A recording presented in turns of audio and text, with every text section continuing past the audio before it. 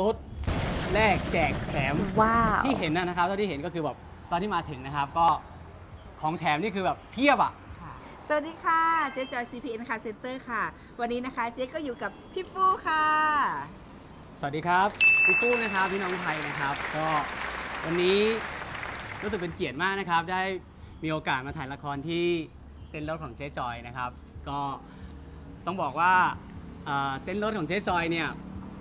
เป็นเต็นท์รถที่มีคุณภาพอ่ะเนาะเท่าที่รู้มานะครับว่าเต็นท์รถเจ๊จอยเนี่ยเป็นเต็นท์รถNo. 1ของพี่น้องไทยใหญ่เลย ว้าว พี่น้องไทยใหญ่ที่จะซื้อรถเนี่ยเขาต้องนึกถึงเต็นท์รถเจ๊จอยเพราะว่าเอกสารไม่ยุ่งยากและที่สำคัญเนี่ยรถสวยรถดีราคาถูกรถ